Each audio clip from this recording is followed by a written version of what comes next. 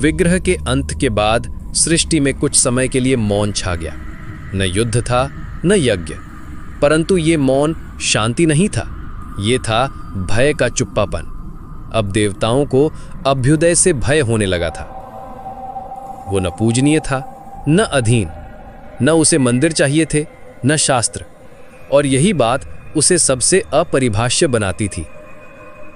देवताओं ने एक गुप्त सभा बुलाई। इंद्र, वरुण, अग्नि, यम और स्वयं ब्रह्मा एकत्र हुए। इंद्र ने कहा, हमने राक्षसों से राज्य बचाया, पर अब ये देवता हमें स्वयं से असुर बना रहा है।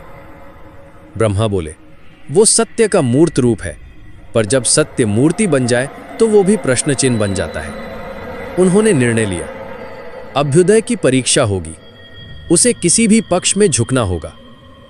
अब जन्म हुआ एक नई छाया का, मिथ्या, जो न राक्षस थी न देव। वो आस्था और संदेह के बीच की दरार थी। वो वहां जन्म लेती थी जहां लोग अत्यधिक श्रद्धा से आंखें मूंद लेते थे। उसकी शक्ति थी दिखावटी सत्यों को धर्म बनाकर फैलाना। लोगों ने झूठे शास्त्र गढ़ लिए, मंदिर बनाए जहां केवल भय पूजित होता। अभ्युदय पहली बार भ्रमित हुआ। उसने कहा, जब लोग सत्य की पूजा करने लगते हैं पर उसे सुनना छोड़ देते हैं, तो क्या मैं भी मूर्ति बन गया हूं? उसने अपने भीतर प्रवेश किया, एक गहन ध्यान में। वहां उसे मिला उसका ही दूसरा रूप, एक स्वर्ण प्रभा से घिरा अभ्युदय, जो कह रहा था, तू अब केवल विचार नहीं, अब तू परंपरा बन रहा है।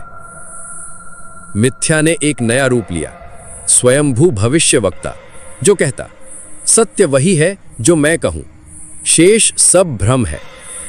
लोगों ने उसका अनुसरण शुरू कर दिया। शास्त्रों में उसके नाम के मंत्र जुड़ गए। धर्म युद्ध पुनः प्रारंभ हो गए, इस बार अभ्युदय के नाम पर।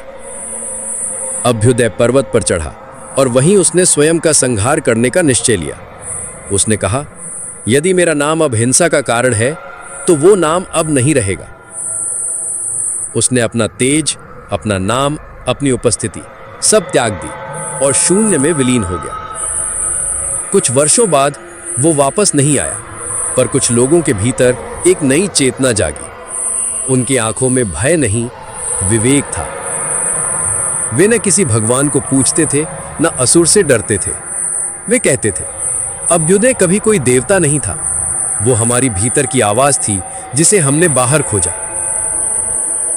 एक दिन वो फिर लौटेगा, पर इस बार न नाम लेकर न तेज लेकर।